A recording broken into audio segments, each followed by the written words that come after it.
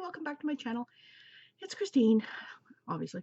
I'm gonna do a Friday reads and a small book haul because I can't stop myself from buying books. So I'm gonna be finishing this one probably this afternoon, but it's The Last Boyfriend by Nora Roberts, book 2 in the In Boonesboro trilogy. Sorry, I'm out of breath.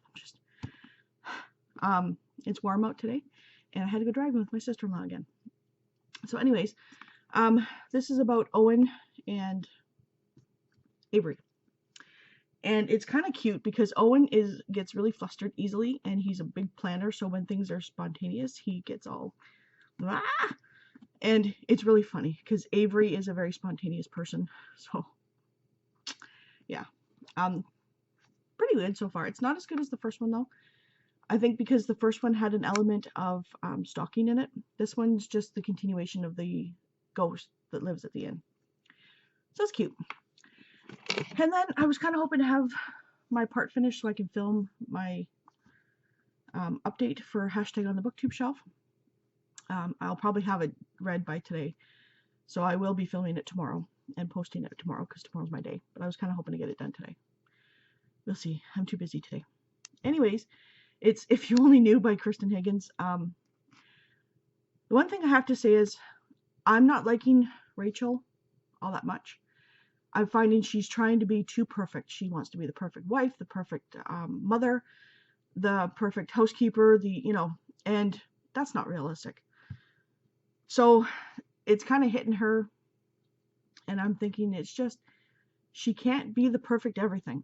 And she's trying so hard to be the perfect everything, and it's just, it's hard to describe, but she's trying too hard, and you can see it. I like Jenny, though. I really like Jenny's storyline, and yeah. Have to say, though, Mrs. Brewster, the well-to-do woman in town with her son getting married to a woman that's tattooed, is kind of funny. But she's not a very likable person, and neither is their mother. But I'll say more about that tomorrow. So, since I'll be finishing my parts tomorrow, or today, I'm not sure if I'm going to pick up, well, I probably will, but How to Get Over Your Ex by Nikki Logan. And it's first in the series Valentine's Day Survival Guide. It's a duology, and the other book is by a different author.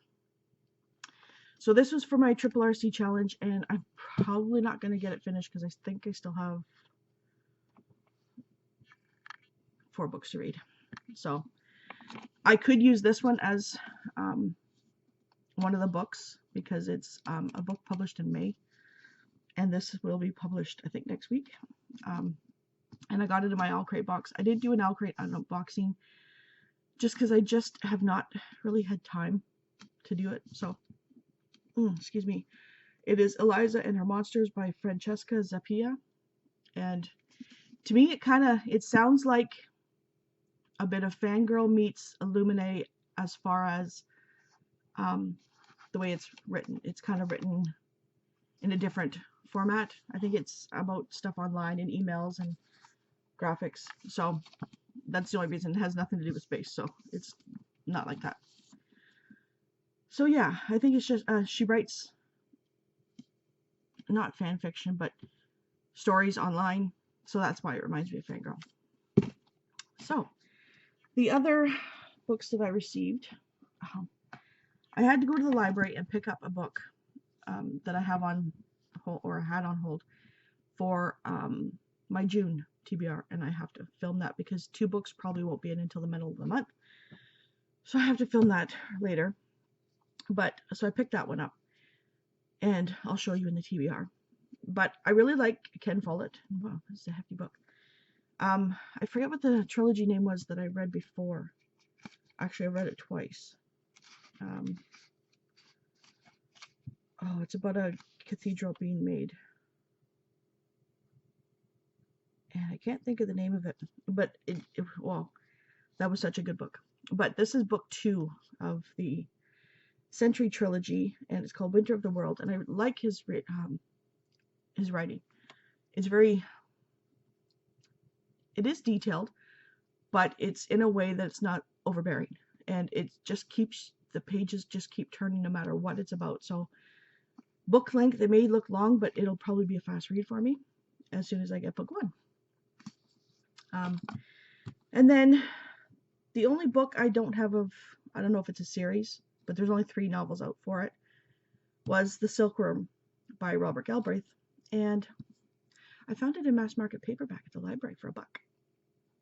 And I will eventually get the other 2 as mass market because, as you all know, and you can see on my bookshelves, I like my mass market paperbacks. In fact, I love them. And I love this series. I know a lot of people don't. It's one of the first YA series I read.